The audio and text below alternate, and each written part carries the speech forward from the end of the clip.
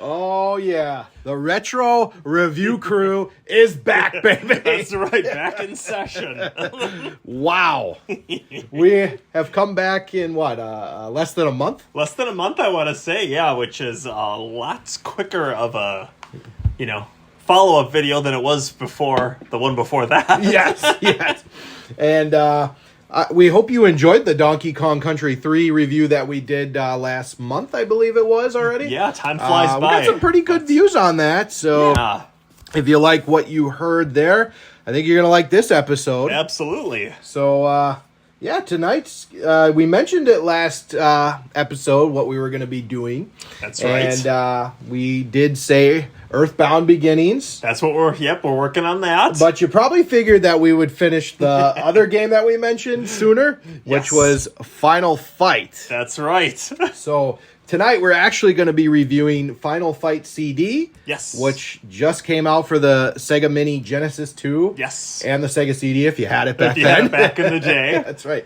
And we also did the arcade version. Yes, which was very fun as well, and very, obviously very similar, but also very different experiences. One was really, I feel like the CD version was a lot harder. Yes, it was. Obviously the arcade version, as long as you could keep feeding coins, you would be able to get through it eventually. But we tried to limit ourselves so we didn't, go too crazy with that too, and we did a pretty good job.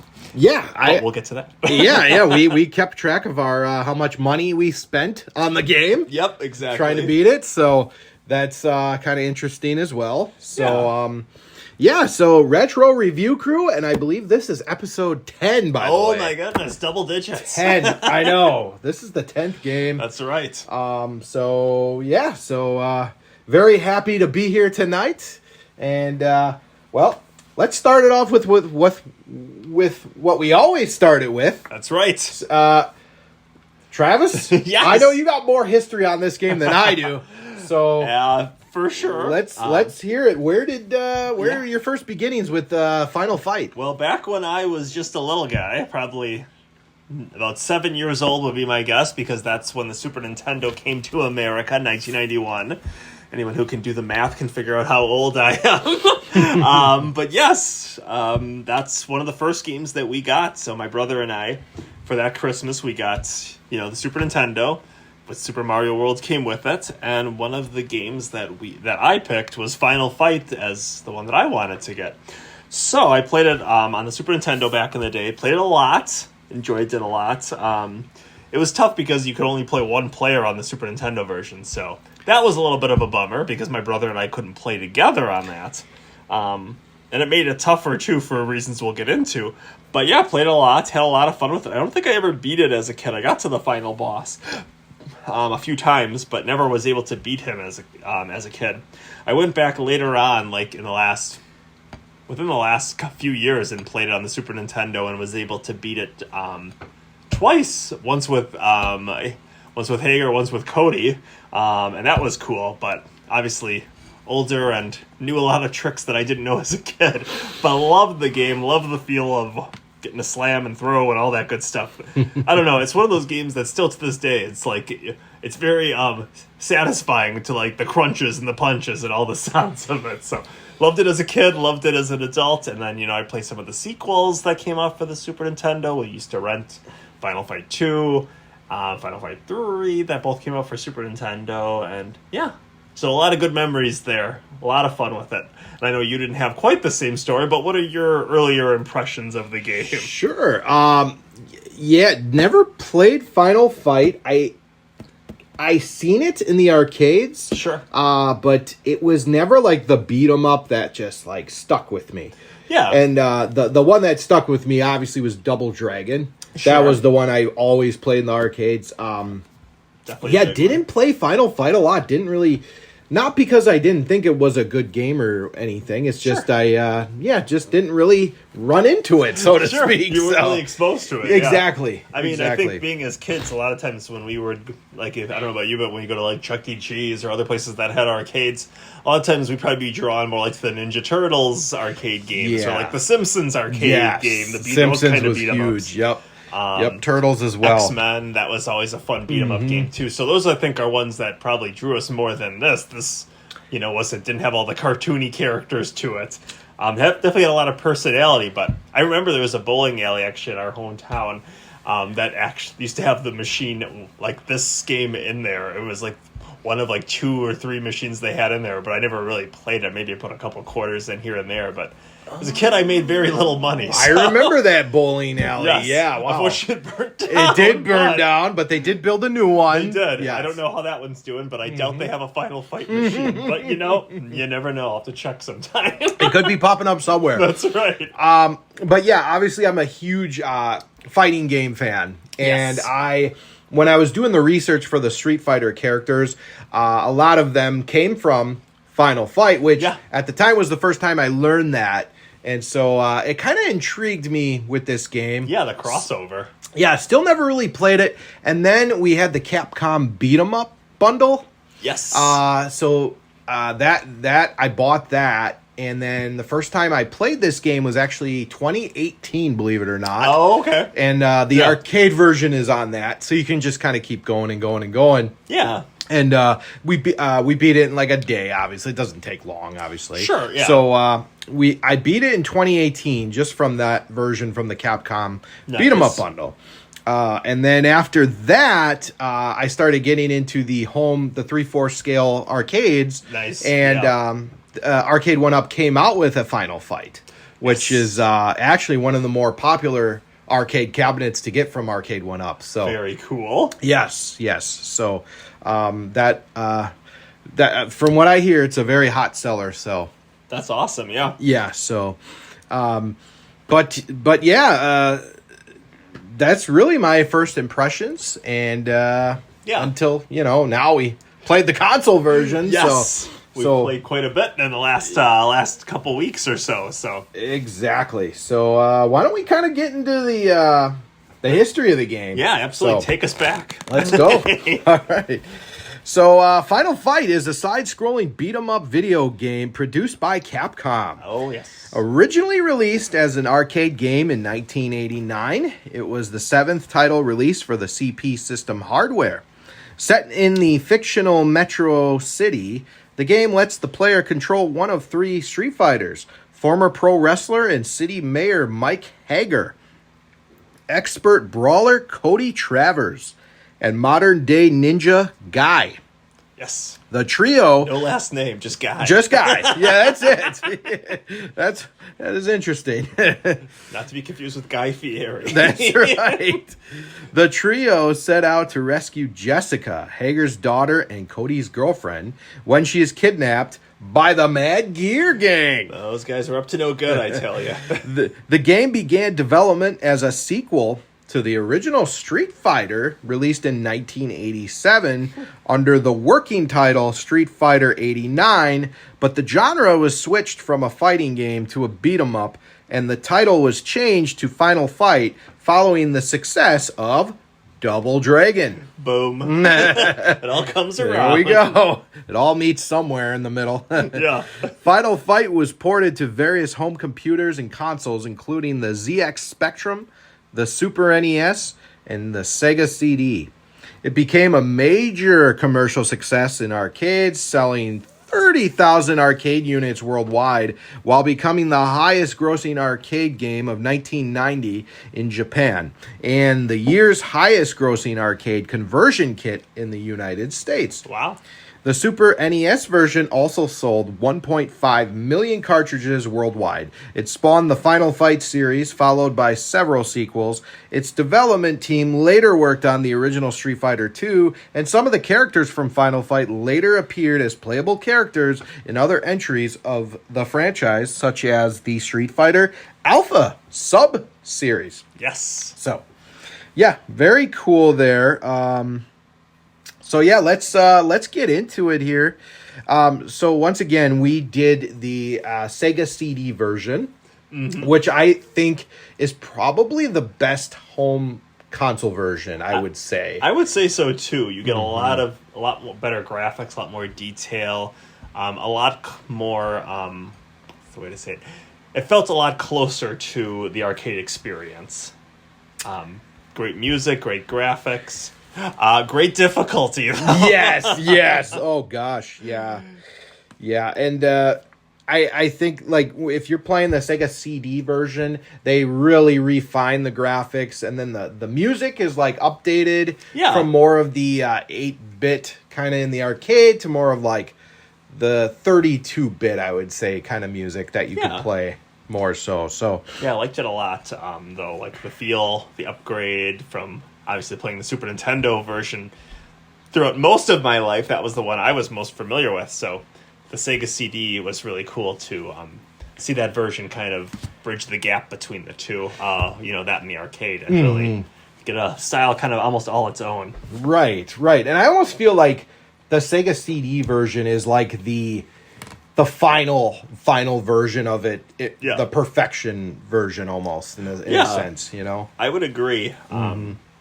Definitely a game that you have to plan out though what you're doing because of the difficulty. So you have to, it's a lot of trial and error, a lot of knowing what to expect and when certain enemies are going to show up from what side of the screen, or when a bunch of enemies are going to kick barrels at you. Which Yeah. got us a lot, and I do mean a lot. Yeah, memorization is key in this game. Yeah. And it's a short game, so obviously you want to remember everything that goes down because you're gonna have to dodge a lot of obstacles. Absolutely. And learning how to fight the different enemies. That's fair too. Yeah. So Travis, why don't you go over the different types of enemies in this game? Sure. So there's a lot of people you see, a lot of enemies that are kind of that you'll see frequently, and almost every stage has almost every kind of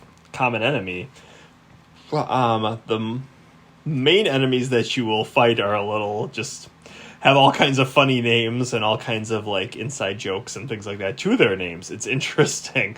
You have like some of these characters that have like mohawks and different colored jackets named like Jay and 2P who just do like jabs and things like that, but can kind of sneak up on you and try to avoid you, where you have other guys like that are named after. I mean, I guess we could kind of break it down, I guess, because Sure. there's really not that many. Like you said, you have 2P and J. Yep. The description that I'm getting is a pair of punks dressed in baggy pants and jackets. Yep. 2P sported an orange mohawk, wore shades, dressed in orange and blue, and had a dragon symbol on his back, while Jay had his blonde hair upright, dressed in yellow and dark blue, and had an atomic biohazard symbol on his back. In the Yeah. game, they tend to strike when the heroes have their backs turned on them. Yes. And they were pretty evasive. They would try to run away, like back away, I should say, when you would try to like move towards them.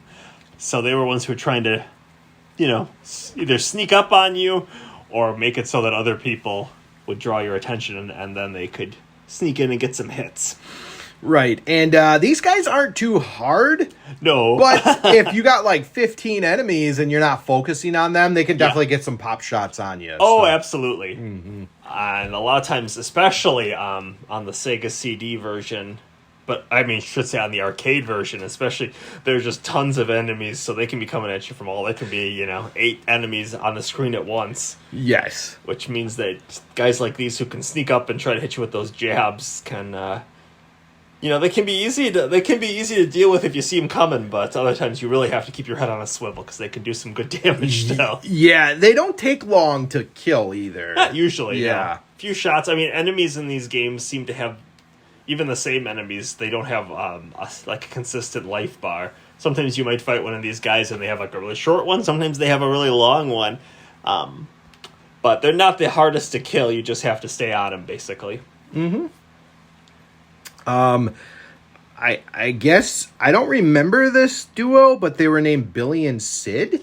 Well, that's because those were in the Super Nintendo version. They were changed to Billy and Sid. They're actually Roxy and Poison in the other ones, but because of censoring issues, and I'm not sure if it was because I think it was the idea that they didn't want men beating up women Okay. in the games, that they switched it in the Super Nintendo version to Billy and Sid, who were guys who look similar, honestly, to Roxy and Poison. Otherwise, they don't have some of the more feminine features. They don't have like the larger hair. They had more of like a short haircut, almost like what people might call a pixie haircut. But they fought the same way. They jumped around. They would try to like sneak up, and they could, punch and kick. Yeah, I can see that. One has orange hair and one has green hair. Okay, so that makes sense. Yeah. But see, me playing the original. It comes back, and it comes in handy. The description I'm getting was a pair of male punks similar to Poison and Roxy, even replacing them in some home console versions of the game. I guess we can also talk about Poison and Roxy, since we've already brought them up. Poison, an agile thug who attacks with slaps and a variety of kicks. Roxy, a palette swap of Poison with orange hair. So I'm guessing same type. Yeah, exactly.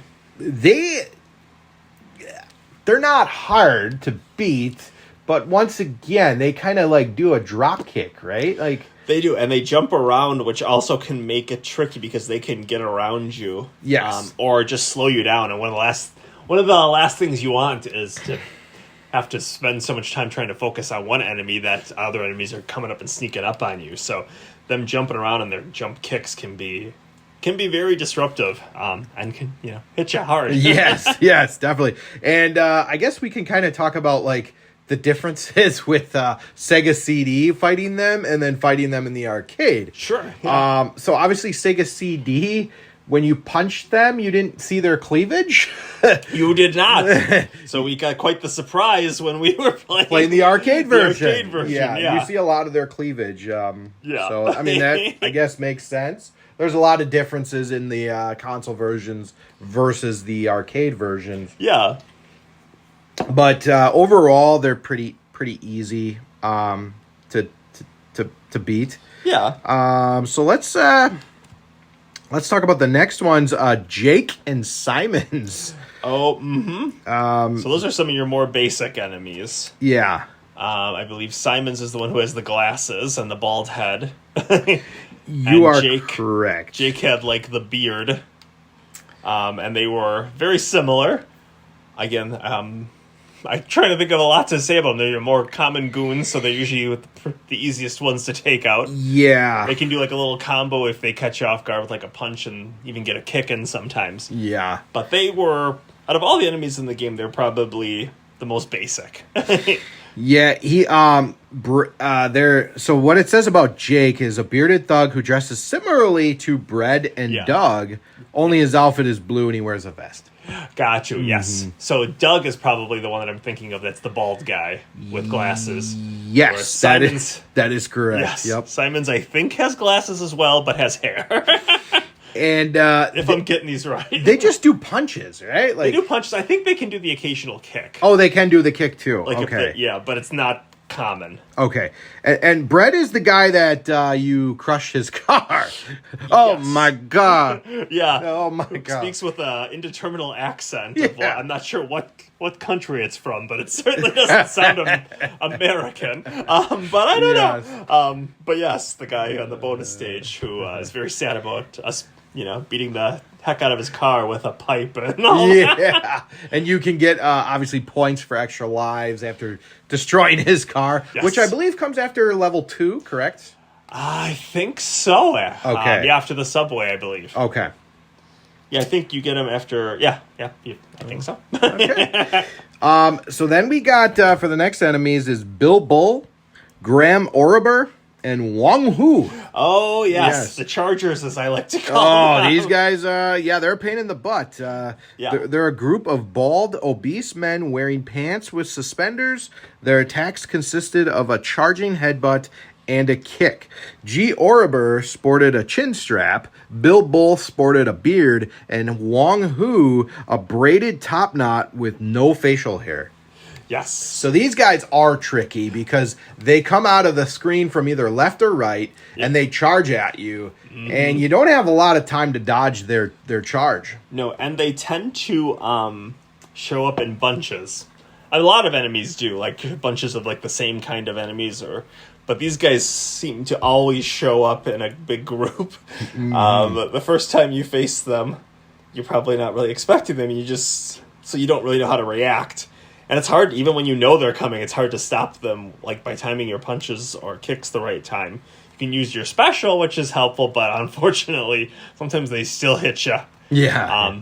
And if they're off screen, you don't know that they're coming sometimes, so you can be too close and get smashed, and they can do a lot of damage with their charges, as we have found out the hard way. Yeah, absolutely. There's just, I mean, once you start playing the game and you kind of get used to them a little more, you can kind of have a handle on them, but they always just seem to get us at the wrong time. I know. Yep. Yeah, absolutely. So, going next, we have Slash and Axel, not from Guns N' Roses. No, definitely, inspired by them. Yes. These guys are actually some of my most hated regular enemies because they do two things that are really annoying. They back up, well, I should say three things. They back up a lot to stay out of your range. They block a lot, which no other enemy really does. Yeah. And they also, when they hit you for a lot of damage. So they're enemies that, again, if they can sneak up on you, they can be a real hazard. They can take a lot of health away with one of their double axe handle hits or even their occasional kicks they do. So, yeah, they're some of my most hated regular enemies. They're definitely like more technical in that aspect, like with their blocking. If you can stay on them and you get them quick, that's the best way to handle them, I believe, is just get them quick. Mm-hmm. If you can, if one guy can go on one side of them and then the other go on the other side, and then that's a good way to get rid of them quickly.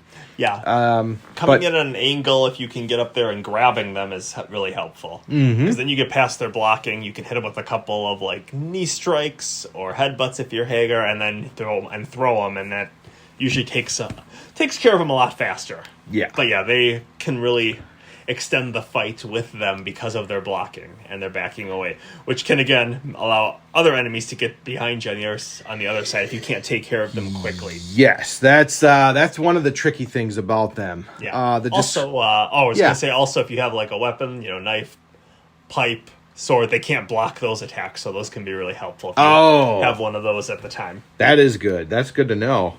Yeah. Axel is a muscle-bound thug who was able to defend against oncoming attacks unlike other opponents. He had shoulder-length blonde hair and wore a headband. Slash, Axel's palette swap, he had short, curly dark hair. Mm-hmm. So, next we got Elgato and Hollywood. Oh, these guys. Yeah, as much as I hate Axel and Slash, these guys are right up there as far as my most hated, just because they can do so many things with their knives in particular. These guys really stink. Yeah, they do. Oh, gosh. A lot of damage if you get hit by the knives. Oh. They can throw the knives. They can just straight up cut you. They have an endless supply of them as well. They can do like this thing where they jump across in the air and cut you with knives. They can slide on you and do like a slide attack. They're just annoying. Those are guys that you really need to stay on, and they tend to have a decent amount of life too, so they don't die quickly usually. No. So those are rough, and then you have the Hollywoods that actually like throw the fire and run out too. Now those ones tend to die quickly, but the problem is even if you beat them, like then you have to hit their fire, like their fire sticks or whatever they're throwing out again to stop them. Otherwise, it hits the ground, causes this flame effect that can do a lot of damage. Yeah. Oh gosh. Yeah. Plenty. I mean, and when they come out, there's like sometimes 4 to 8, and they'll even go from like side to side until you kill them. So. Yeah, it's it can be frustrating. It's rough, yeah. So Elgato is a lanky thug who attacks with knives, stabbing and throwing them at the heroes or thrusting wildly at anyone underneath him as he takes flying leaps through the air.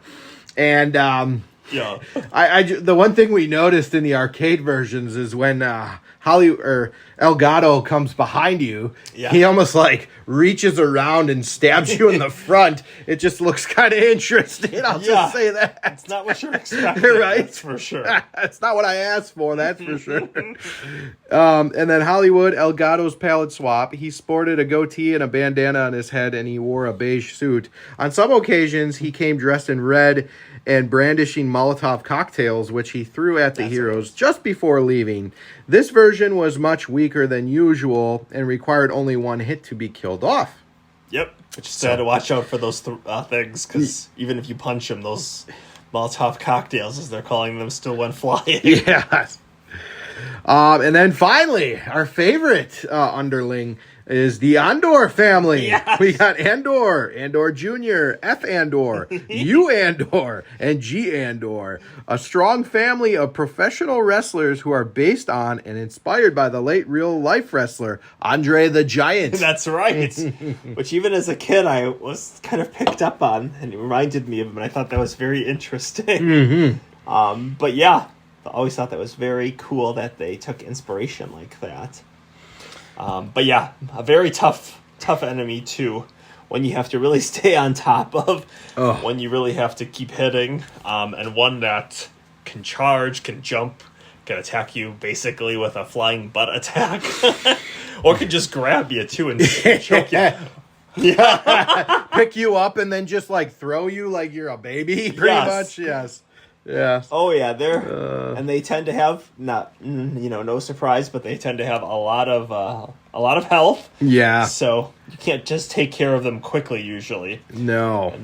All their different variety, they come in a bunch of different varieties, as we said, but they all pretty much fight the same. Yeah, they take a long time to beat too, especially if you got a lot of enemies around. Yeah, and one of the stages you actually face them. Stage 3 at one point, you get in that cage match with 3 different Andors at once, and that is tricky because you are trying to keep them off you, and they also just have this uncanny way of seeming to always sneak in a punch here and there, even when you're in the middle of doing your combos or whatever. And those punches, they take a lot of life off, so you gotta be careful. They do. So yes, that is all the enemies, the basic enemies, I should say. Yeah. We'll talk about the bosses when we go through the levels. But let's talk about our 3 heroes. Let's start off with Hager. I loved playing with Hager. He was great. He could just actually go by any enemy. It doesn't matter who. You just walk by and he will pick them up. Yes. And you can do the move. You can do any move you want at that point. So yeah. Pile driver is always a favorite. Yes, he's got the pile driver. He's got like a German suplex. German suplex. He's got some other ones like the spinning fists, almost like Zangief. And that's his special move actually. So, Travis, why don't you tell us about the specials? Sure. Yeah. So the specials is a move that every character has a different variety of it, and it's basically done by hitting the attack and jump buttons at the same time. If you get the timing up, then they do attack, which is nice. You're invulnerable while you're doing the attack, which is extremely helpful if you're surrounded, or someone's getting ready to grab you, or you're having to deal with a particularly difficult boss in a moment where you feel weak or caught. So it's helpful, but the problem is that if you make contact with an enemy, you will lose some of your life doing it. So it's kind of a trade-off in that regard. What's nice about it, or what's cool about it, I should say, is that every character has their own special attack, so they all look different. Where Hager has his clothesline, where he spins around. Excuse me, just doing his little clothesline twist there.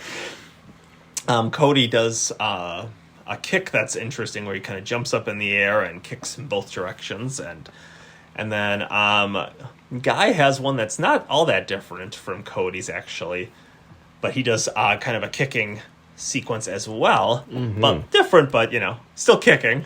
Yes. But those are invaluable, especially when barrels are being kicked at you. It's sometimes the safest way to take them out without getting hit when you're surrounded by a lot of enemies.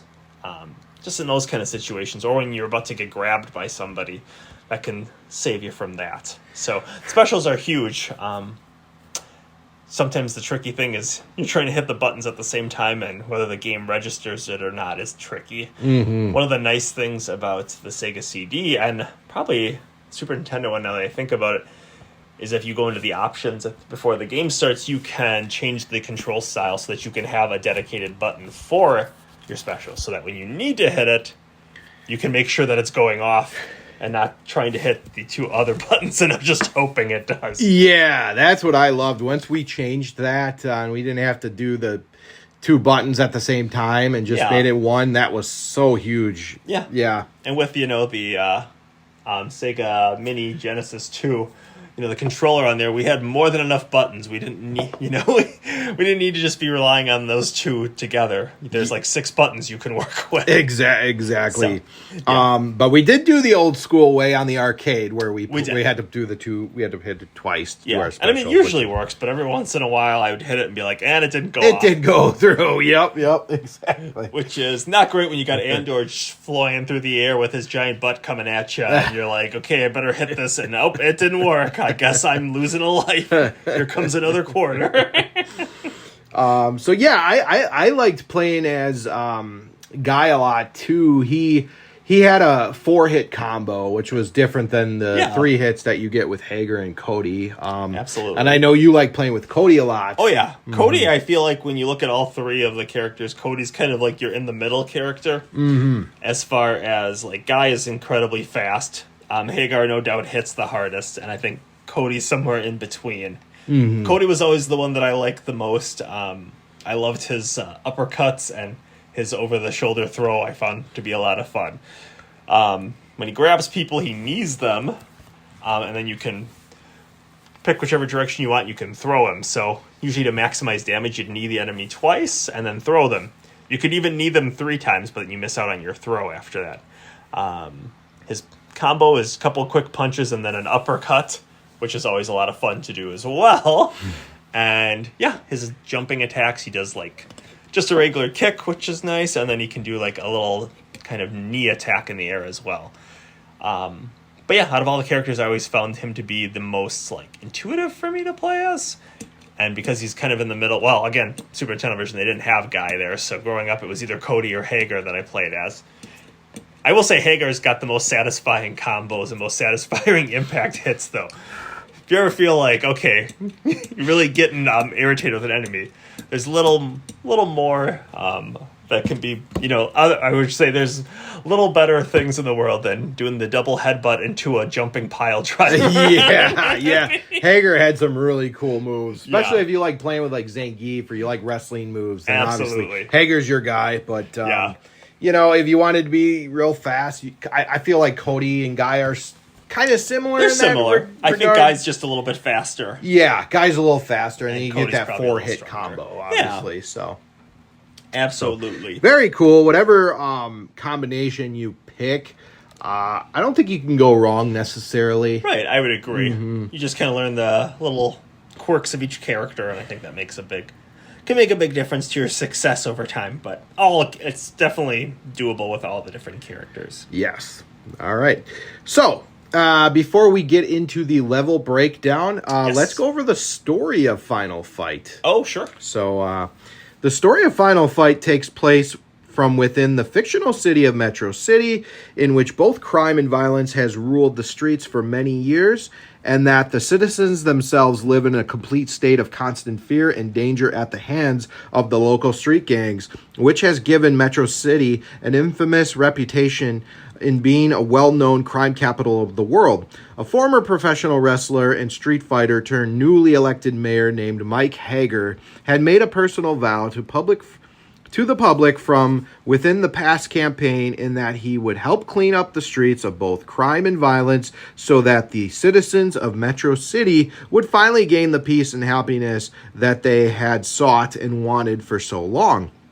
The Mad Gear Gang, the most powerful and dominant criminal organization of Metro City's criminal underworld, sees Hager as a potential threat to their own violent rule of the city, which causes the gang to create and initiate an immediate plan of action so that they could make sure and see to it that Hager himself doesn't get in the way of their own criminal activities. While in his office one day, Hager receives an unexpected phone call from a suspicious-sounding man who tells him that his young daughter, Jessica, has been kidnapped by Mad Gear, and he also warns Hager that unless he doesn't want anything bad to happen to her, He'll let the gang do as they please like the last mayor did before him. Upon knowing and realizing the dire threat at hand, Hager wastes no time in meeting up and informing both his daughter's boyfriend Cody and his sparring partner Guy about the entire situation, which causes Cody and Guy to know and realize the fact that they can't allow Mad Gear to get away with this, and that the two of them personally vow to aid and help Hager out in saving Jessica and defeating Mad Gear. From there, the trio of Hager, Cody, and Guy head into the streets of Metro City to bust Mad Gear's skulls, fighting their way through the hordes of goons littering the city and battling against the top ringleaders of Mad Gear, which includes the Caribbean thug Damned, the American Japanophile Sodom, the corrupt cop Edie E., former Red Beret and military leader Rolento, and the ill-tempered Abigail. After fighting and battling against all of Mad Gear from within their rescue mission, Hager and Cody Guy soon confronts the Mad Gear's boss and leader, the crooked businessman Belger, from the top floor of a large building which serves as Belger's penthouse apartment. So, Yes. We'll leave it there. I don't want to go to the ending too much, but Yeah. all right, let's start with the first level. So you got Damned, who just kidnapped Jessica. Yes. And you're going to the slums. Now, in the Super Nintendo version, Damned is named Thrasher. Again, I'm assuming for censoring. Sure. Oh, sure. Just for a little fun little fact. Yes. But yes. yeah, so I always knew him as Thrasher growing up, so it was funny when we played the game and saw that he was called Damned. I'm like, oh, that's interesting. And his trademark laugh. But yeah, this first stage is pretty basic, as one would expect. You jump in right away, and some enemies are standing around, some coming through doors. It's not hard. You're really just kind of getting the feel for everything. You still get a good mix of enemies. You don't fight any Andors in the first stage, though. I just realized that you don't fight your first one until the subway. So, but I think you fight pretty much. Well, you fight a lot of different enemies still in the first one. Yeah. You do that first part where you're just on the street, then you go down into that little warehouse area where you run into a couple of the Is that with the flashing lights, Yes. too? Oh, gosh, yeah. If you have seizures, don't skip that part. Yeah. Yes, close your eyes, hit the buttons, and just hope you get through it all right. Yes, exactly. But Yes. there's those charging enemies, The Wong Hoos? and the Bill the Bill Bulls Bulls. and all those. Yeah, those fun guys. Yeah. And then, once you get through that part, you come back up to the street. Next thing you know, you're just going through. You get, find some barrels there that have some food in it. There's a lot of different food items that you'll find in the game that can help restore your health.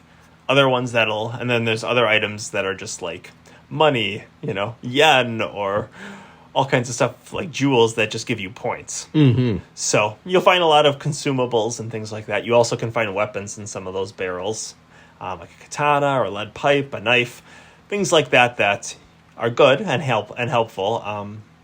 The knives, usually once you throw them, you're not going to see them again. The sword and the pipe work well, but if it gets knocked out of your hand, sometimes it'll go away and then you can't pick it back up again. Sometimes it stays and you can pick it back up again. Anywho, Yes. once you get through that part, you get over to where you fight your first boss, Yes. Thrasher, Yes. with his trademark laugh and his whistling.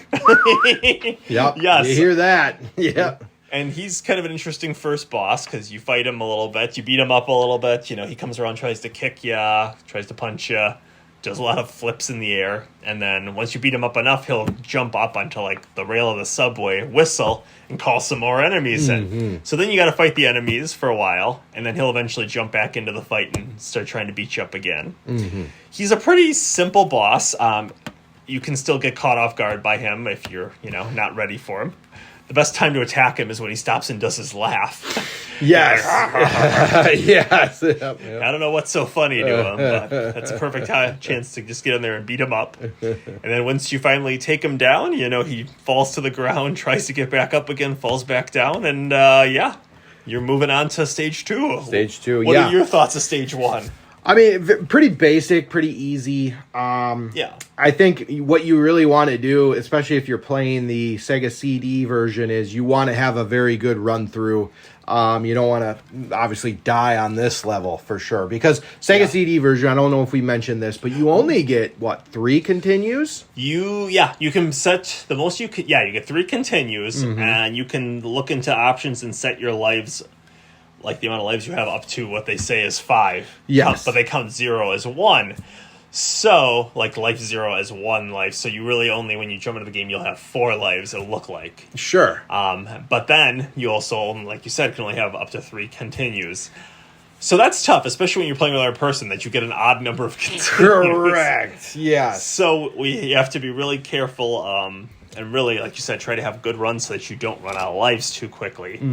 I mean, if you can get through the first stage without losing a life at all, that's the best. That's awesome. That's what you need. You don't really have to minimize those early stage life losses, because later on it can really bite you when you're trying to beat those long like stage 5 and stage 6 in particular.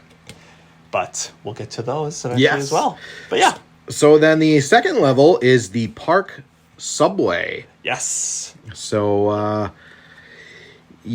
Travis, why don't you walk us through the Park and Subway? Sure. So you start kind of like on the side, not actually in the subway car yet, but you fight a lot of random enemies there. You fight your first member of the Andor family, Andor Jr., and he's, just like what you expect, or what you come to expect from the Andors. He hits you hard. If you're not careful, he'll do a lot of different moves, like throwing you, pile driving you, all kinds of fun stuff. It's not too long that you're on like the subway, outside of the subway car, I should say. You get to a certain point at the end, and then you go into the subway car itself, and there's like a little transition. That part is not as tricky. It is one of those parts where you go on there and like the enemies are like part of the scenery at first in a lot of spots. So it's nice because if you can run up to them and start hitting them while they're still stationary before they start to move, that can be great because you can get a lot of hits in and sometimes take enemies out before they've even become a factor. But it is a tough one because you're facing Andor Juniors, regular Andors, Hollywoods, Elgatos, those guys that can cause a lot of problems. Yeah. There's areas where there's barrels, so make sure to hit those to keep your life up. As you get further along in the subway cars, you'll get to the end of it, and then face some more Andors. Once you're at the end of there, you'll fight end of the subway car. You'll fight a bunch of different enemies. Once you take care of all them, then you'll transition back to like the tracks. You go through that a little bit, fight a couple of slashes and axles, and then you go into the ring, and that's where you fight your second boss. Yes. Why don't you tell us about that particular character? Yes, you fight Sodom. Yes. Yeah. Who's known as Katana in the Super Nintendo version. Yes, known as Katana in the Super Nintendo version. Also, I believe they kept him there for Street Fighter Alpha 2 in the Super Nintendo. They called him Katana as well. I got you. Yep. But this guy is he's tough. I mean, if you can survive this level without wasting a continue, you've done a good job at this point.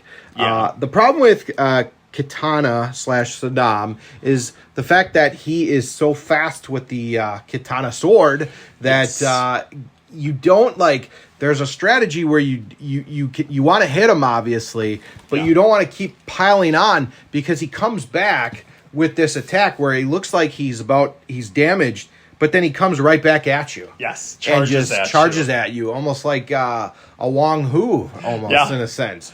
And the problem here is that it'll break through almost any attack you do. Mm-hmm. So you can't like just kick him or punch him and hope that you're going to catch him and stop him. You have to really plan, and especially with those, when he hits you with the swords themselves, I mean, it does a lot of damage. You take two of those charges, even sometimes just one is enough to take a life out. So you have to learn, you have to kind of bait him a little bit, you have to do, drop kicks in the air, use your special sometimes. Really, when we were playing against him, sometimes what the best thing to happen was he would charge at one of us, and then the other one of us could like sneak up and grab him, hit him a couple times, throw him, and then we could try to rinse and repeat that.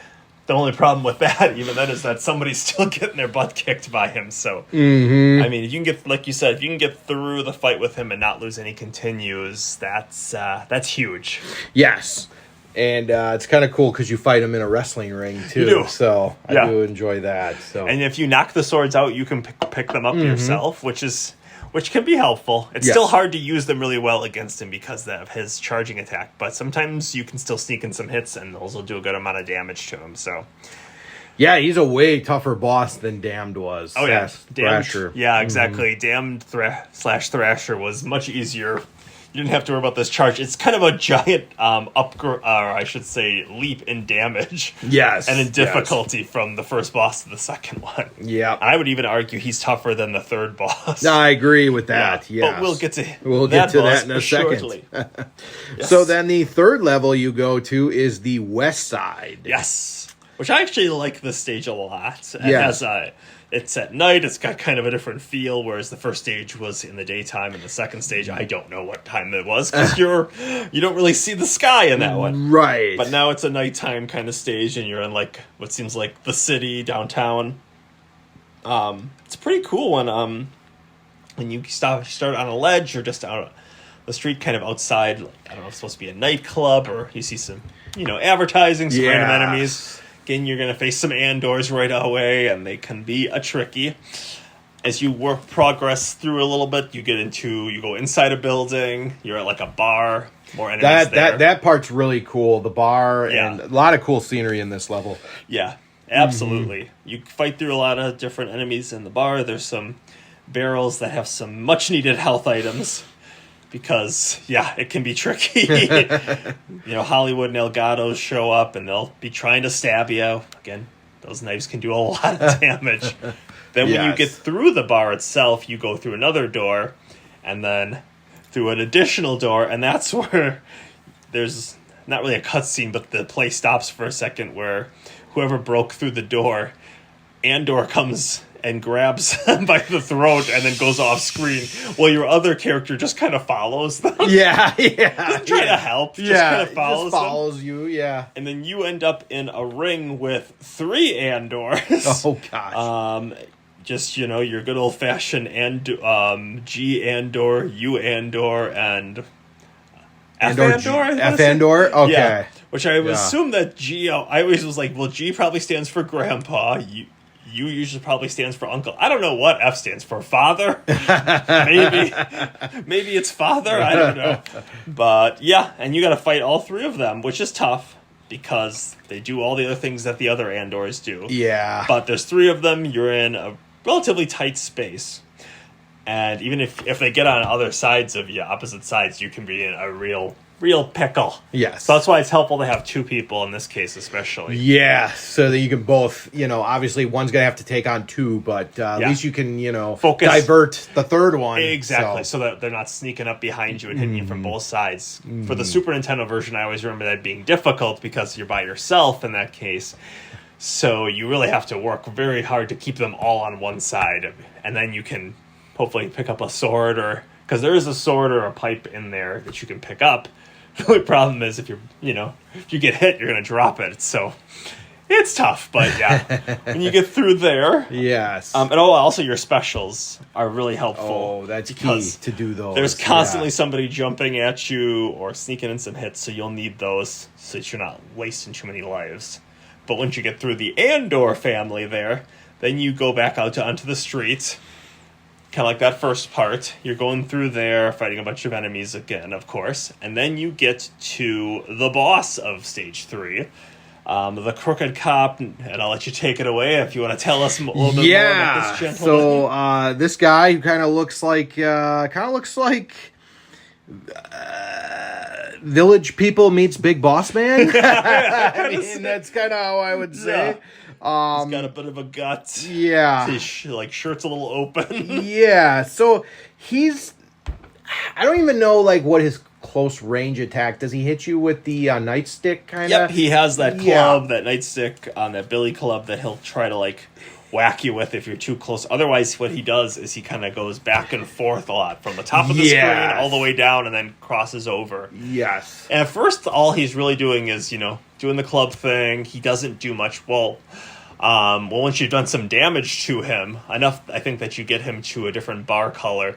That's when let's just say things escalate quickly. Yeah. He is one of only 2 characters that has a projectile, like a real projectile weapon. I shouldn't say only 2 because Hollywood and Gato can throw knives. Sure. But I mean like an actual like ballistics weapon. He has an actual gun. Yep. So he pulls that out and he will shoot at you. And there's enemies constantly spawning and coming out at you too while you're doing this. And you get hit, you're dead. That'll take one of your lives away. It does rough. An obscene amount of damage, which it's a gun. I get that. Right. So the best way to take him out is you need to make sure that you're never like directly across from him on the screen. So it's a lot of coming at him from angles. With 2 people, I find this is easier because one of us can like watch more of the top, one more of the bottom. It's actually kind of similar to how we fought the final boss of the game. But this guy has a lot less health. And that's a big thing, too, is he cannot take a lot of damage. You can beat him pretty quickly. He's kind of like what they would call in certain games like a glass cannon. He can do a crazy amount of damage, but he can't take much himself. So you kind of come at him from an angle, try to catch him while he's crossing across the screens, and then do some hits, some throws. He goes down pretty quick. He goes down pretty quick.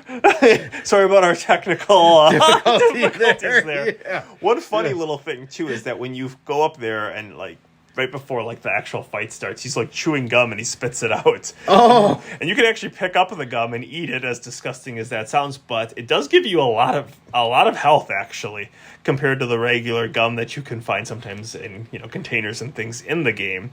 That one actually gives you a decent amount of health, so don't be afraid to eat his disgusting gum. Yeah, the whole like part when he goes on the top to the screen to the bottom and starts shooting the gun. There's ways though that you can really get a good roll on him by beating him quickly with 2 players. If you attack him quickly, he can go down. But yeah, do not get hit with the bullets because you're done. Yeah, you're gonna lose a life. Getting hit, and not great. Yeah, and he just goes happy go Jackie with it once he pulls the gun. That's all he wants to do. So just, come at him from an angle, when he's crossing over, grab him, suplex him, throw him, do whatever you gotta do. That's right. Again, he can't take a lot of damage, so those hits that you get really do add up quick. But correct. Yeah. But yeah, he's a lot. I think he's easier than Sodom. I would agree. Definitely harder than Thrasher. Sure. But definitely easier than Sodom. Yep. Because Sodom has a lot of life too, and he just hangs around for a lot longer than you'd like. Right. But then you go to what was always my favorite stage when I was a kid. Well, actually, no, it wasn't, because in the versions we played, not in the Super Nintendo version, there was no factory stage. Was where we're heading next, or industrial zone. Yeah, it's called. You went right to what is stage 5 in the versions we played now. Stage 4 back then was stage 5, but I'm not going to go on that because that's just confusing. So not my favorite. So you're saying Super Nintendo version did not have the industrial area? It did not. Okay. It went right to the next stage. Okay. So that was something I didn't even know about until we went back to play these. And played the Sega CD version, played the arcade version. I didn't realize all these years that there was a stage. There was another stage. Yeah, that they didn't even let us play in the Super Nintendo version. Sheesh. But we go to the industrial area. Yeah, a cool zone. A lot of interesting things that they added that weren't in any other stages. The big thing is when you start in the industrial area, you're already like in this factory area with a lot of, well, there's no really easy way to say this. There's fire coming out of the floor. Oh, yeah. And that's yes. Comes out in like patterns too, which is really strange. Yeah, a lot of jumping yes. will help you out here. Yeah, a lot. It's its own weird way of adding some platforming to the game in its own way. Because you come across like 3 or 4 different sections of flames.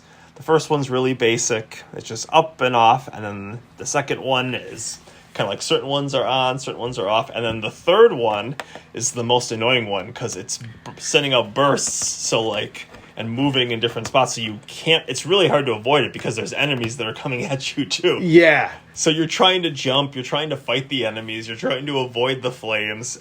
It's an area that's you can really lose a lot of lives if you're not careful. There are little tricks that you learn. Yes. Especially for that last part where you can get to the top of the screen, all the way up on top and to the far right, and the flames won't hit you that way. However, you still have to worry about enemies coming at you from both sides. Correct. And if they get one hit, they can push you right back into the flames. Exactly. But the cool thing is the flames will take out the enemies though too. That is helpful, yes. So once you get past that, the stage becomes a lot less panicky and intense. Because then once you get past the fire section, it's more of what you're used to, fighting regular enemies. However, there are a lot of barrels being kicked at you, too. So be ready to hit your special. Whenever the enemies like to kick barrels at you, they'll hit you and kind of knock you over. If you can somehow time your attacks right, I mean, you can break them, but a lot of times it's hard to time it right, so the special's good.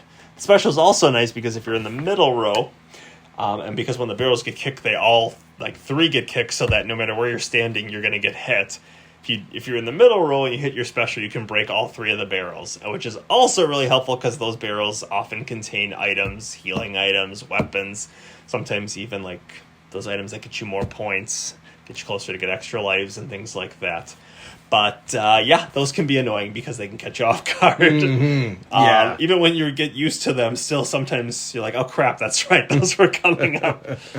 So you get through that part, you fight some more enemies, watch some more barrels, and then you get to the elevator where you're going up through what looks like a construction site and going up to the top to get ready to fight the boss.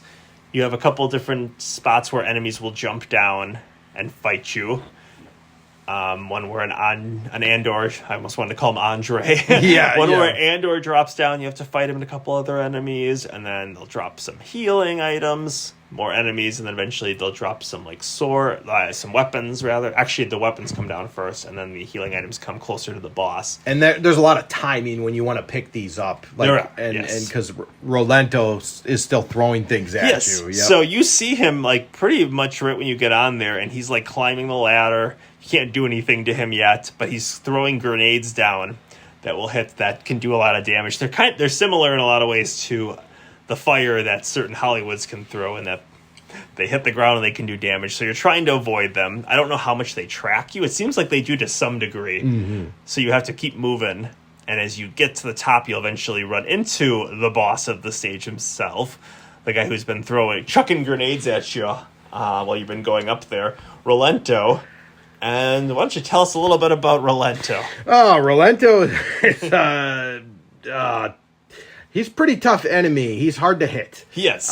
He gets like this shadow movement where he jumps on the wall and then he like goes diagonal and then like drop kicks you almost. Yeah, and it's really hard to stop. And he also throws like grenades at you too while he's doing all this.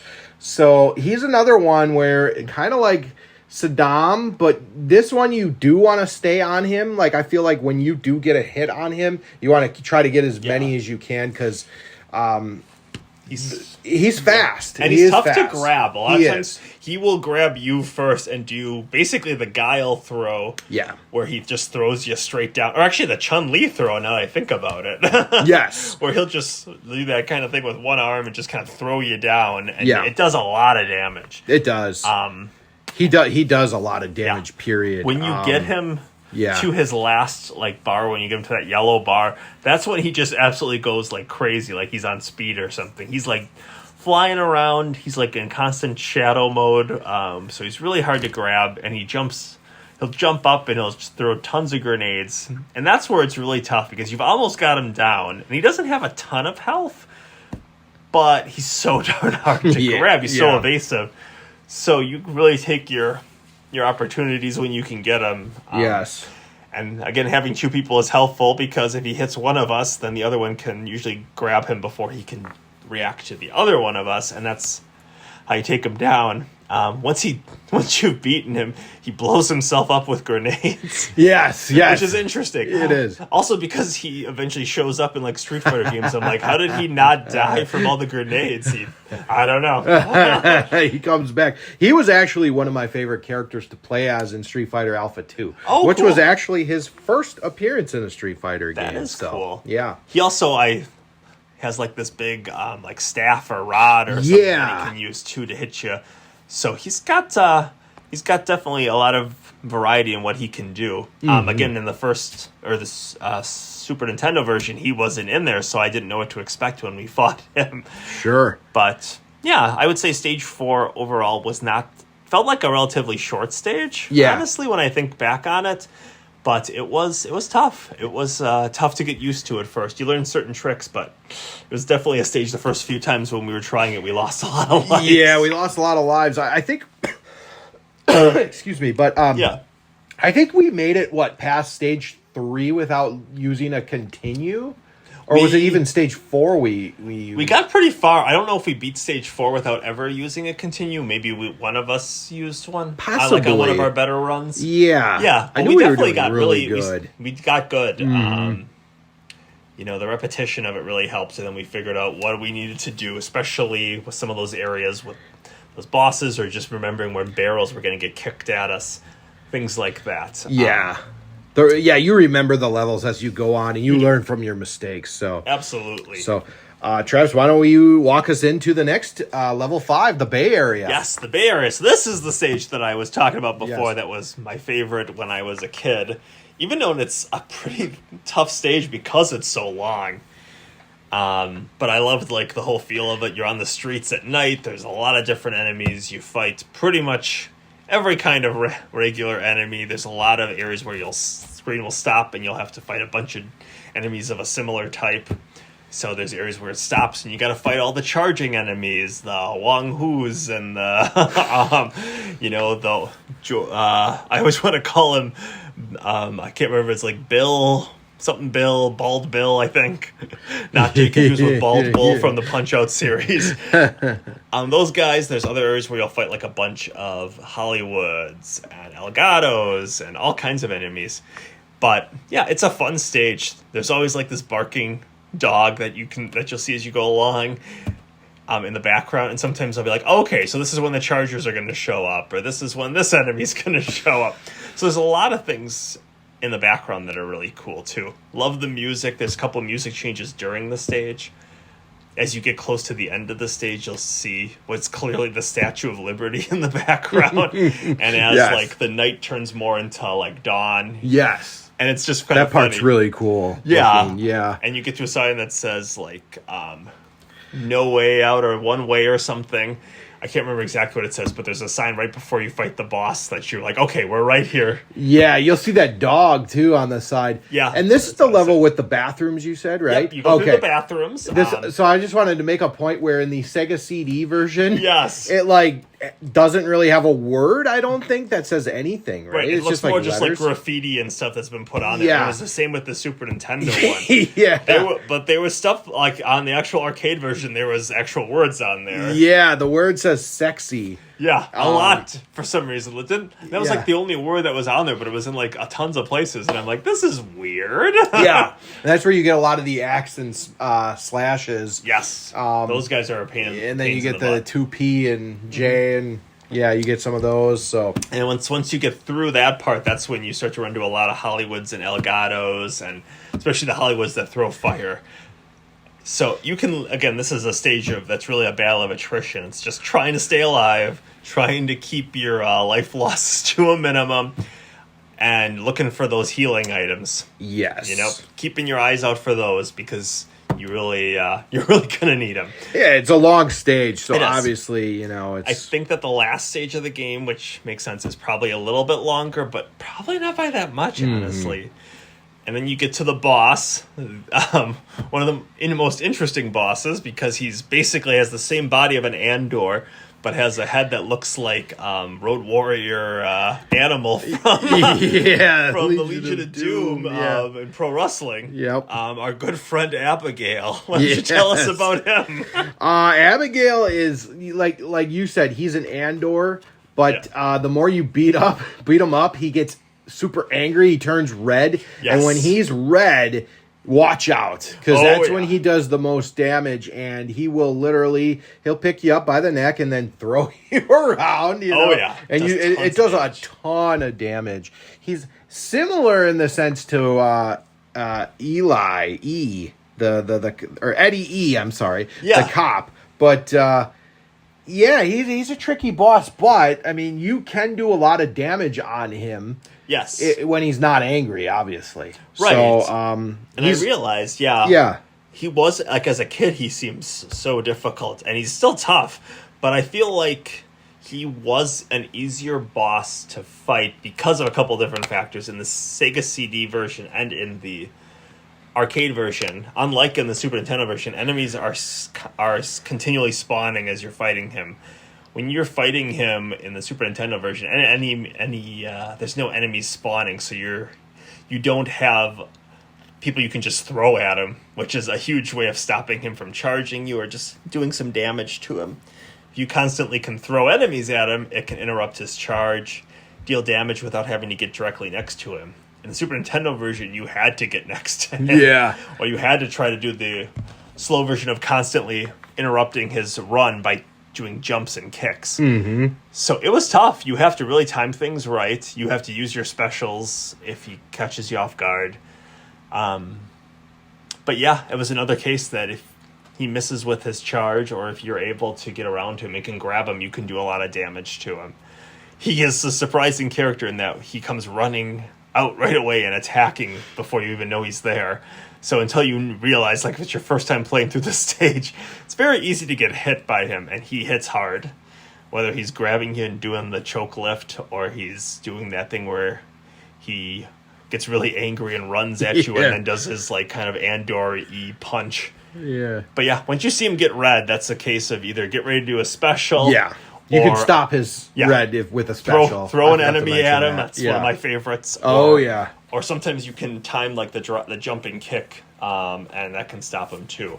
So he can be a long fight if you are trying to be extra cautious with him. But because you have enemies in the way and stuff like that, you can throw at him. I feel like the fight went a lot quicker in the Sega CD and in the arcade version than it did back in the day when I was playing the Super Nintendo version, where there are no enemies that you can just fling at him when he's starting to get angry. A fun fact about him, his first Street Fighter game that you could play as was Street Fighter V. Oh, interesting. So obviously, not being a PlayStation owner, I couldn't play Street Fighter V. I would probably have to buy it for the Steam, but right, that's just they kept him away from the fighting genre, or for a while. For a while. That's cool that they brought him in eventually, though. He definitely was an interesting character. First of all, his name being Abigail in its own right is something that a 7-year-old kid would have found strange. Yeah, I don't really get that. Why they named him Abigail? I'm assuming that's why he has such a temper. Is he's probably made fun of when he was younger because feel like you have a girl's name, and it's like, hey, get with the times, buddy. It's okay. And then you get to the final stage once you get through there. Stage 6, Uptown. Uptown. There's another bonus stage. I'm trying to remember. I think it's when you get right before the final stage, we have to go through an area that looks almost like an industrial car wash or something. I don't know why it always makes me think that. But there's glass, I guess, panes, glass window pane kind of things that are on these little, I don't even know what to really say, but they're hanging from the ceiling and you have to hit them directly. The chandeliers? No, I'm talking about the bonus stage. Oh, yeah, so you have to hit them, like, directly to break them. Yeah, like glass windows almost, but they're suspended, like, from the top, so if you don't hit them, like, directly in the middle, they spin around and just, like, beat your character up a little bit. So it's kind of a funny one, but you get that, you get some extra points, possibly get an extra life before you get to the final stage itself, and then you get to the final stage itself. Yes. Oh. And as you might imagine, this is the toughest stage. It's the Ah. longest stage, I'm pretty sure, even longer than the last stage. Oh, yeah. And there's all kinds of just... It's a battle of attrition. There's so many enemies. Mm-hmm. There's not as many healing items in this stage. You can find them, but a lot of times, even like barrels, when you're breaking them, you're going to find a lot more point items. Mm-hmm. Which is not as helpful. Yeah, we did this stage so many times. We did. We went through Yeah. this so many times, Yeah. and each time we were doing a little bit better. But yeah, you're on the street. Mm-hmm. You work your way down, fighting your usual enemies, the usual suspects of enemies. You get a lot of everybody. You see a lot, of course, of Andors in this stage. You see a lot of Elgatos, Hollywoods. Yep. So you fight through, and eventually you get through the main street area. You go into the building. It kind of reminds me of like a hotel, honestly. Yeah. Something out of like Home Alone 2. Yeah, it Lost in does. New York at first. It does. And there are chandeliers, as you mentioned. Yes. And those things are a problem. Oh, Because if gosh. you go under them and they hit you, they basically kill you. Yeah, yeah. I mean, they're easy to spot, obviously, but if first time you might not know what they do. Right. So If you can trick enemies into going underneath them when they fall, it can kill the enemies too. Mm-hmm. But that sometimes is easier said than done, especially if you got enemies on both sides of you and you're just trying to stay alive. But you can usually go above them, like if you go to the top of the screen or under all the way up below, because they're right like in the middle of the screen. yes. So if you trigger them, but you're above or below, they won't hit you and you won't die. So that's always good. So you get through there, you get past the chandeliers, you get to where there's an elevator, you fight a bunch of enemies right by the elevator, and then you get on the elevator. It takes you up to the second floor. And the second floor is, again, kind of like how the first part ended. There's now another very long hallway on the second floor of hotel, whatever this is. Oh, there's that you have to go one. through. Yeah, with you see a bunch of pillars too. Yeah. This part is in particularly tricky because actually, you know what? I think I just skipped a part. I don't think you go up to the second part. I think when you go up to the second part, you're actually like on maybe more like the penthouse, like outside part. Now that I think about it. Yes. So that's where you're fighting enemies outside. You get different yes. music. It's just kind of a long stretch where you're going to face a lot of, again, Andors, Hollywoods, Elgatos, Poisons, Roxys, all those Yes. fun people. Yeah. Simons. Yep, Yeah. Simons. Yep, you got to look out for barrels again. So Oh, yep. be the ready with barrels. your specials. Yep. Get that special ready. Absolutely. Move it to one button. Yep. Yep, have it ready because those barrels, when they come, they don't give you a lot of warning. So you almost got to be, as a reflex, just be ready to hit it. When you get through that long stretch, and that's a stretch where, again, you can... I had a lot of games that ended at that point on that because I ran out of continues. Yeah, we did. Yeah. Yeah. It was a bunch. So when you get through that part, then you go to this part that I was saying was actually where I thought we were going. Yes. So you're coming up to the next floor, and now you're on the big carpeted long floor with a lot of chandeliers, a lot of different enemies again. And again, a lot of Hollywoods, a lot of Elgatos. They really love to throw a lot of those to you, especially when you get close to the end of the hallway. So when you finally can get through that part, if you can survive through all that, then you get to the top floor. Now you're in the last part of the stage. So you're going through, and there's a lot of pillars that, in like the foreground that you can walk behind. And one of the things that I randomly found out is there's a lot of like behind almost every one of them, there's some kind of random jewel. Yeah, to get your points. Again, at this point, I had already maxed out on the extra lives the game was going to give me, so it didn't really matter. Yeah, especially playing the console version, It's not like getting a high score really meant much. it doesn't mean much. Yeah. You're trying to beat the game at this point and survive, really. And this part is tough too because there's again a lot of enemies, a lot of Andors, Hollywoods, Poisons, all those, and you get stuck and they do a good job of really screwing you up at times. They get some chargers in there, so you're really just trying to stay alive. Again, having two people helps a lot, but even then, it is tough. And those Hollywoods throwing the fire, oh my gosh, so many times I was like, okay, I'm got a good run here. I just got to get to some health. And after a while, there's health like at the end of the stretch before fighting the final boss. Yes. So just let me get through this. And then one of those Hollywoods would invariably hit me with their fire, and the expletives would fly. But once you get through all that, Yeah. the chandeliers come down right before you're about to fight the final boss. So again, avoid those, and they will leave you some health. Yes, they leave you usually the barbecue or Yes. chicken, so you're pretty much full health before Exactly. you go into the battle. Hopefully, you gotta still have one continue at Yes. this point. But Or- if you don't, it's not the end of the world Yeah, either. just if you got some extra lives in it, once you fought in the boss a bunch, he's still hard, but you kind of figure out what you have to do. Especially with two people, we were able to work out a pretty good system. But Yes. Why don't you tell us about the boss? Yeah. Of the metal, not of the. I wanted to call them the Metal Gear. I'm like, that's a different game. The Mad Gear Gang. Yeah, so the final boss is interesting because it's an older guy in like a wheelchair, but the Yeah. wheelchair is like kind of pimped out almost. Yeah, it's like mechanized. Yeah. And what's really funny to me too, just as a little side note, is this character is never mentioned, never seen in any of this stuff. Like in the opening part of the game, when you see like the opening sequence and you see the person that's calling Hager in his office to tell him that that they've kidnapped Jessica, his daughter. It's not this character. It's Damned or Thrasher, the character you see at the beginning. You beat in the first stage.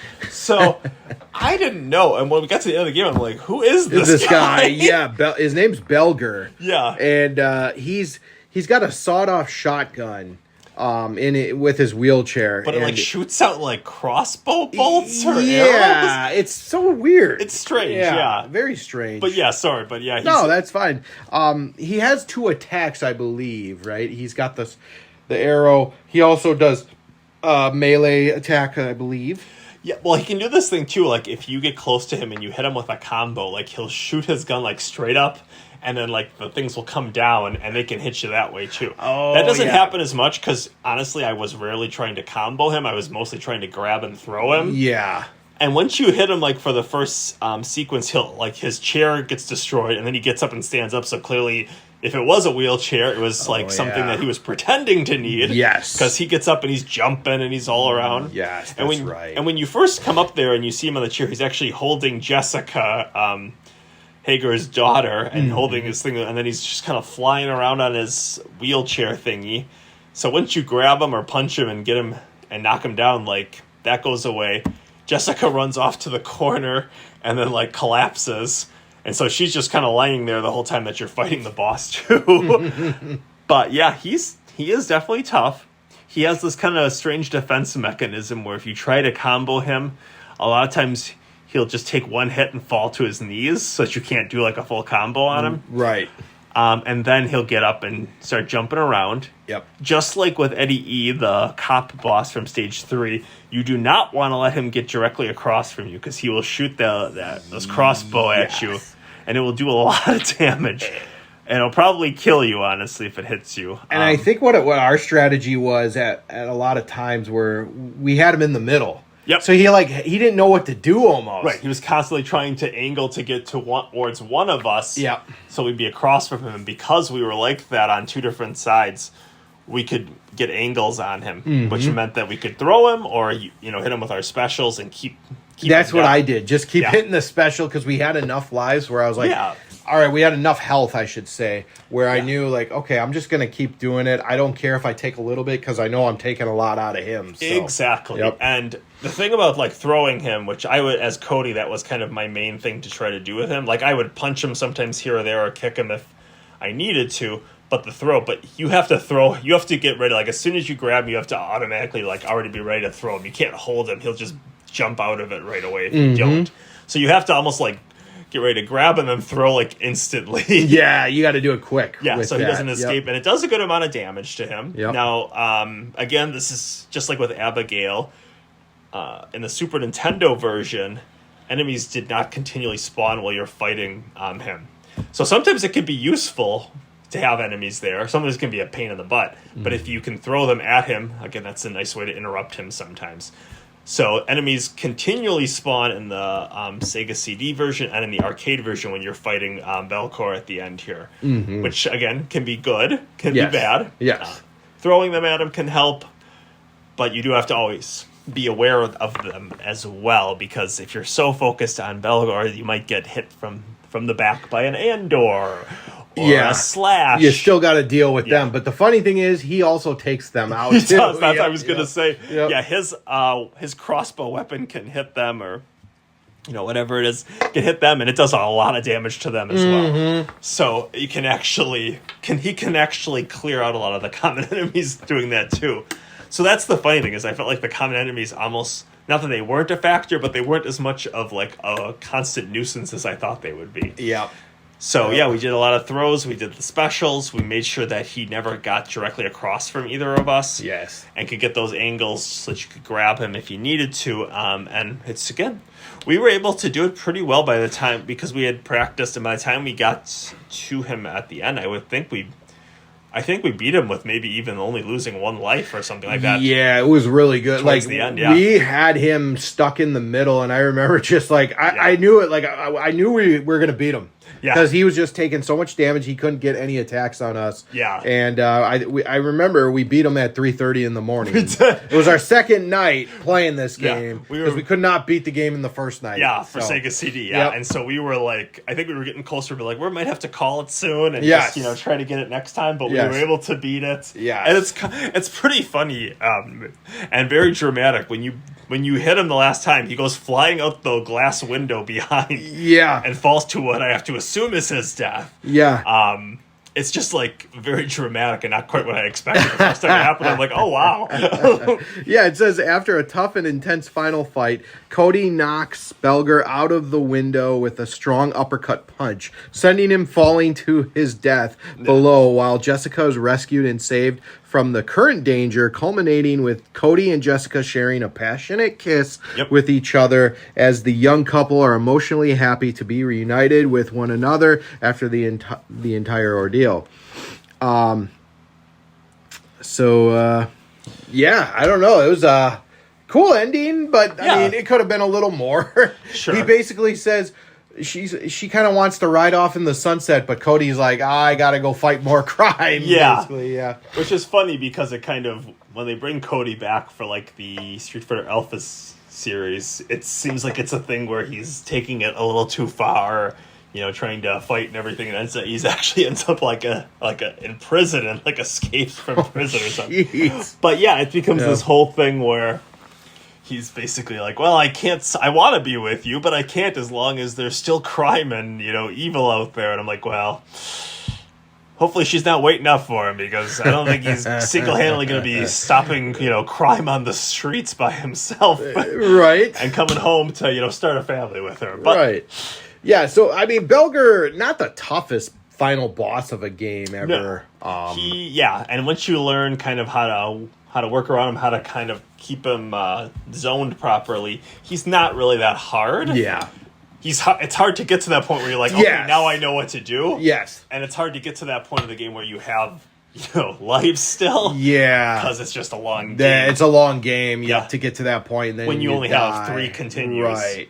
I think that's more of the trickier thing to Yeah. handle. In this it's a game, lot so. of, trying to keep you resource management, so to speak, where your lives are your resources, because you don't have unlimited continues. Mm-hmm. It's tough, especially when you're playing with another person and you have an odd number of continues that you have to try to like work within each other. So it's tough that way, because especially when it was us playing, ideally we wanted to both be alive when we beat it, and not just have like one character make it through. Yeah, make it through. So that was really cool that we both were Yeah. alive and beat Absolutely. it. So, really enjoyed the Sega CD version. Yeah. But for the arcade version, we did beat him. I spent $3. Yes, I think I was at either 225 and quarters or 250. I can't really remember. I think you might have been at 225. Yeah. Yeah, you. So We'll we just were- say somewhere in there, but Yeah. yeah, I thought it was 225, and Yeah. I was 3. So Yeah. we didn't spend a lot of money to beat we the did, game. So We did good, and we did well. We had learned a lot from the Sega CD version, obviously. Yes, which was yes. really tough, and there wasn't a ton of differences between the two. There were more enemies on the screen at once in the arcade version, yeah. Could process better. It was a little faster. It was seemed. definitely faster paced. I feel like enemies die a lot quicker. They did die a lot Yeah. quicker. Sega CD did have way better graphics, though, I will say. Yeah. And they had a better soundtrack. It was like remixed versions that just made them much better, like more clean and. I liked and it. whatnot. Yeah, I liked it a lot. The arcade version was fun to just jump in and kind of play and see the differences, and there were little differences here and there, but for the most part, yeah, pretty similar. Right, and the Sega CD version has the voice acting.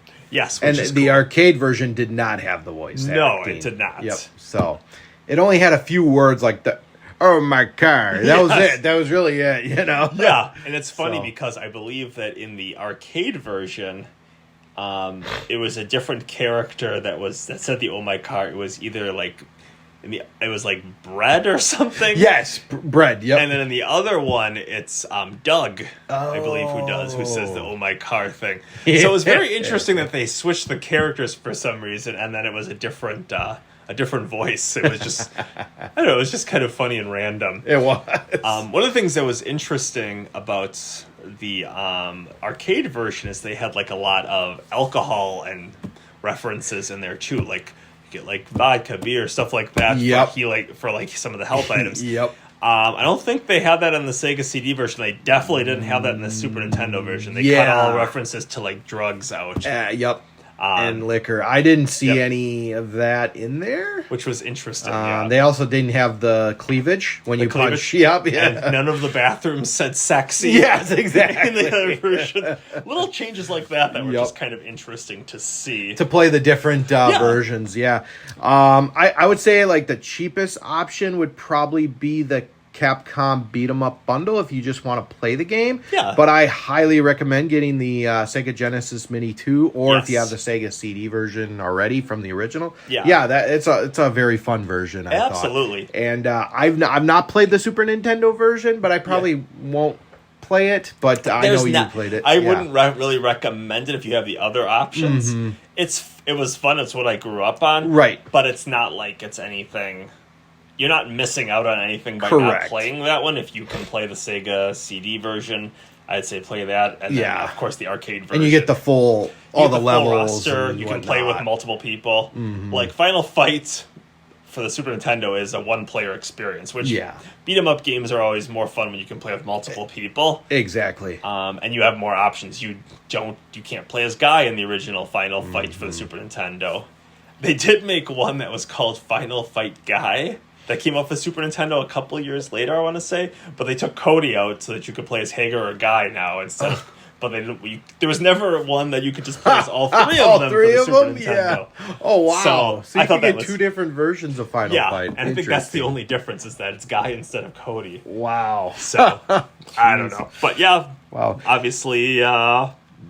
But- Some but- people wanted that. Exactly, and the weird thing is too, Super Nintendo was the only one to get the sequels after that. They got Final Fight 2, yep. Yeah. And Final Fight 3. Yeah. And then I don't really know what happened with the series after that. I know that they made like Mighty Final Fight for the Nintendo, which is basically just a remaking of this Final Fight. Yeah. With Guy, Cody, and Hagar. It's more like kind of more cartoony with the characters. Oh sure. That I'm sure there's differences from it, but like they have the same kind of bosses, same kind of enemies. I never really played much of that. I played a little bit of it, but never really got that into it. I didn't find it as satisfying as this game, where you really feel like the Yeah. crunching. If they had and to the go to sounds. like the Nintendo 2, they would have had to change the mechanics in the engine probably quite a bit. So yeah, the and it graphics was- wouldn't be as good, I wouldn't think. So No, they were Yeah. more. They were definitely like changed the characters to look more cartoony, which Yeah, makes sure, sense because you weren't sure. going to have like the same realism with it. And then I feel I like believe they made there game is a Final Fight 4, and I thought it was Yeah. for like PS2, Xbox, GameCube era. Oh, interesting, So I was looking at it for a little bit. But yeah. and then I have not played it. So I rented the second one back in the day from just a local store, probably. We didn't have a Blockbuster in my town, but we had, little knockoff kind of similar places. sure. Video Country, shout out. A a place that had movies that was literally called the Movie Place. A place that later on I would actually go to karate classes when I was younger. Oh, wow. And now I believe is some kind of a thrift store. So.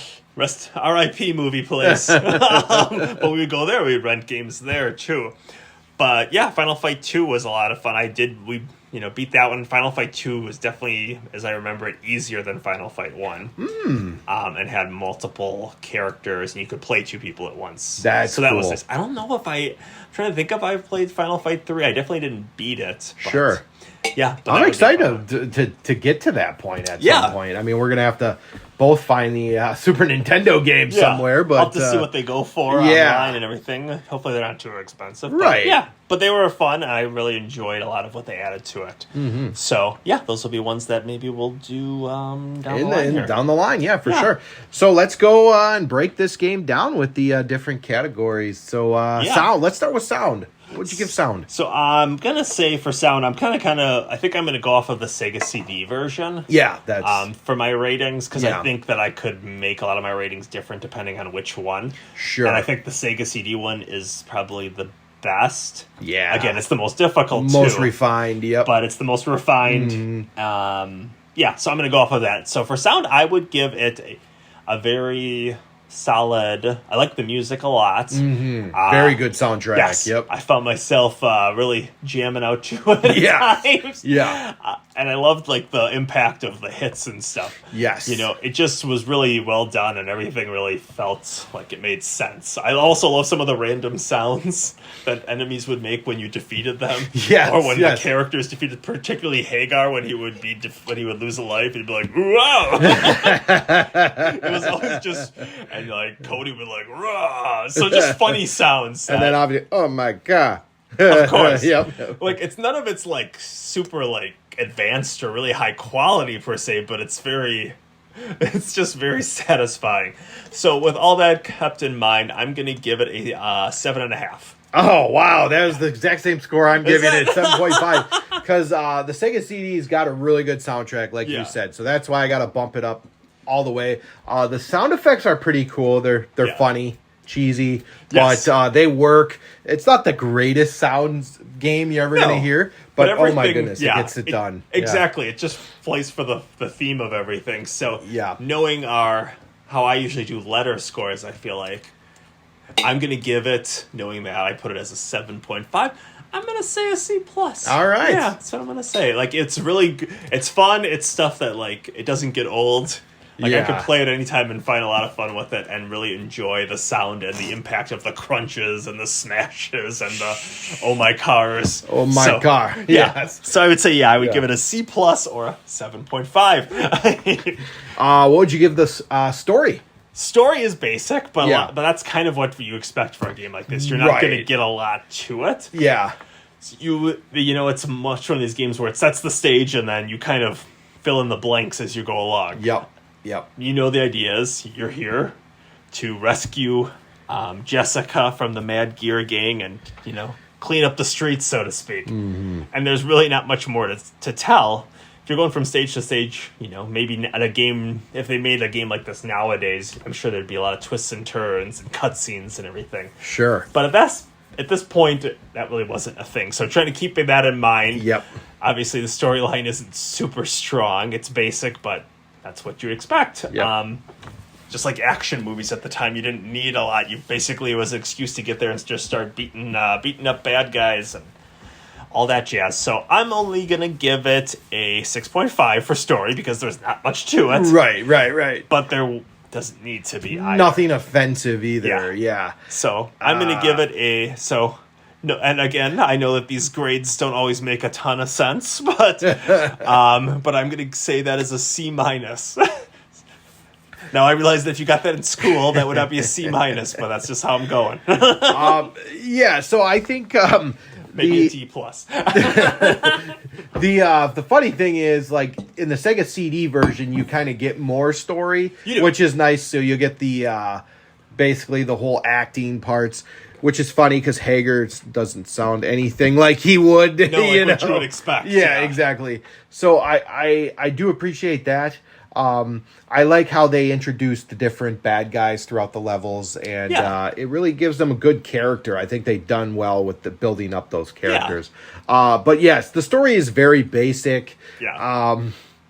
It almost kind of reminds me of another ending that we've done was Mega Man 1. Yeah. You know, where it was just kind of like, And especially Mega Man 2, you didn't really get a lot of ending in it. So, I mean, if you're not playing at a game that's like an RPG or an action-adventure game at this point, there's not going to be a lot of story. Correct. It's just basic, just rescue the girl. And that's what we were there for. Right. And you got a little couple twists and turns along the way with the bad guys. Yeah. But other than that, I mean, I'm just going to give it like a 7. Sure. Just because it's not a great story, but it does the job. Exactly. And considering this is 1989 that this is written. Right. I'm giving it a 7. So. I respect that.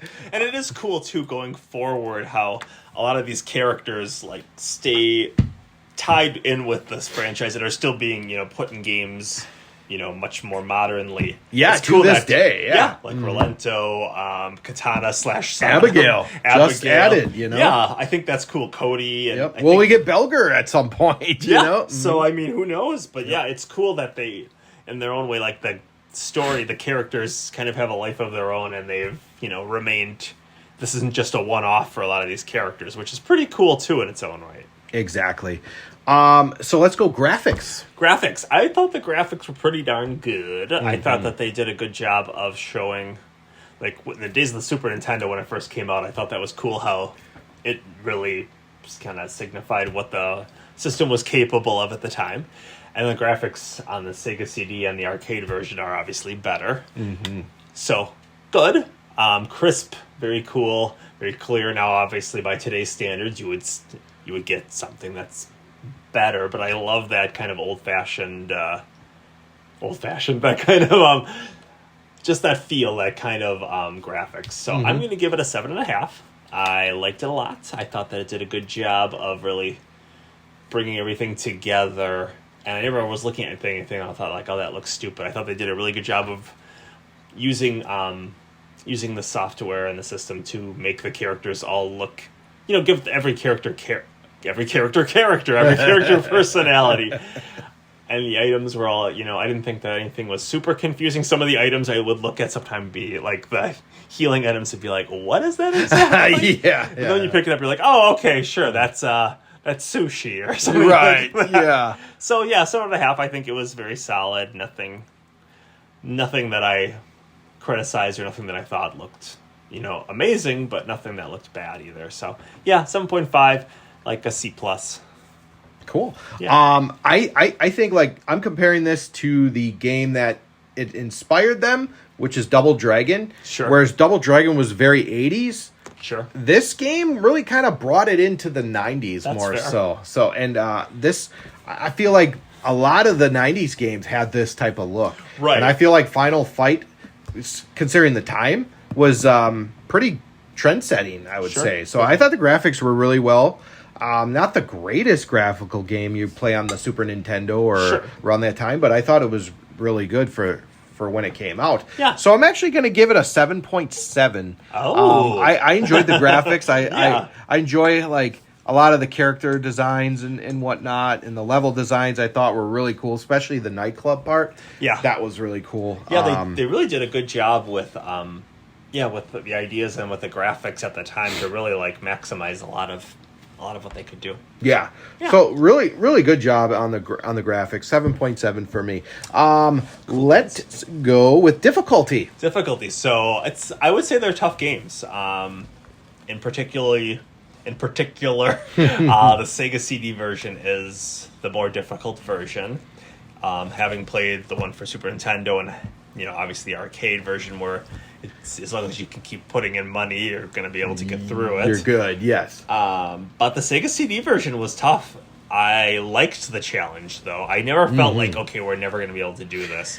And when I looked online, too, at like message boards and stuff, I could see a lot of people were like, man, I don't know if I'm ever going to be able to beat this game. So that made it even more of like, okay, we got to beat this game. Yeah, after the first night especially. When and you learn strategies, you learn things to improve your performance and to make it better, and things that got you before hopefully won't get you this time. Yeah. You learn Yeah. when the barrels are coming. You learn when an Andor is gonna come out of the other side of the screen and try to strangle you. Yeah. So it's a really rewarding game too. Like, I feel like the difficulty was never at a point where I felt like it was discouraging. I felt like, okay, we're getting a little bit better each time.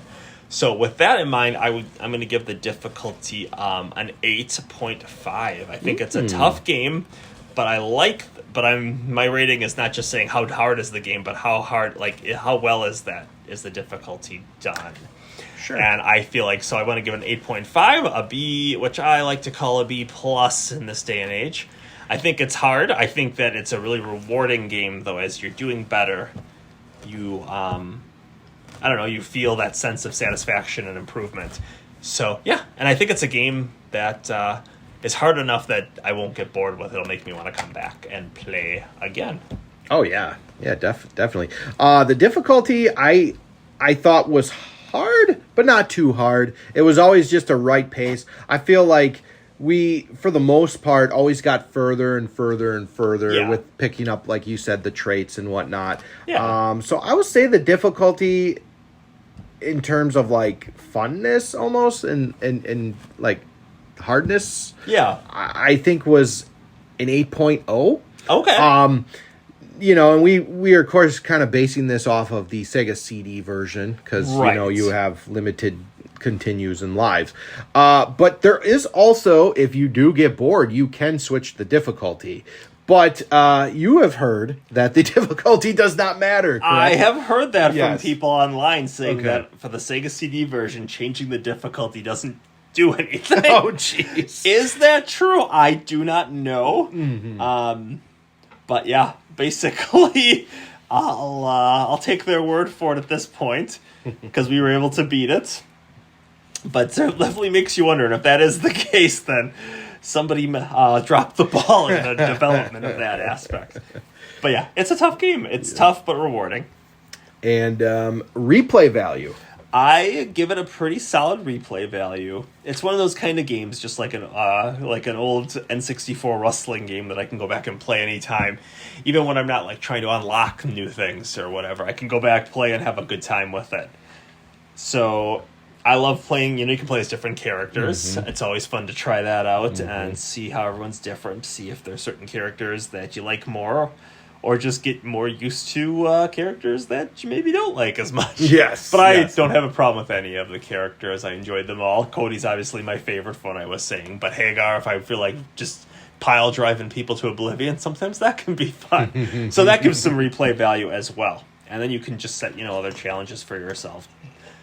Playing by yourself, playing with other people, different combinations. But just the satisfaction of just going around and, kicking some butt, feeling the crunch, hearing the crunching sounds and all that kind of stuff. So I am going to give it a 8 for replay value because it's a game that I know I'll come back to and play over and over again. I'm not really playing it each time for a novel new experience necessarily, but I just find it enjoyable, and sometimes it's cool to go back and just replay through it. And it's a game that you can play in a relatively short period of time. Correct. So it's a game that you can just pick up, play for an hour or two, and I see myself going back and playing it. So I'm going to give it an 8. All right. A big old B. I think that would be a B for my confusing scoring sheet. Sheet. Yes. So I'm going to give it a B. So I feel like with replay value, this is a perfect game that you're going to want to play with your friends. Yeah. And it's easy enough to do where you could beat it in one night and, limited amount of hours. So that's the cool thing about beat 'em ups is they're just fun like that. But with this, like, you can play with different characters between Guy, Cody, and Hagar. Yeah. And you can obviously try to beat the game with more lives, more continues, and taking very less damage if you're, skilled enough. Right. So I think I'm going to say that the replay value, there's always going to be something for you. It's not going to be like the most replayable game, but I think most beat 'em ups, there is kind of that level to where you're going to want to keep playing it. So I'm going to give it a 7.5 replay value. So I thought, this was, well done in that regard. So, and finally, overall score for you. So overall, I like this game a lot. I've always enjoyed it.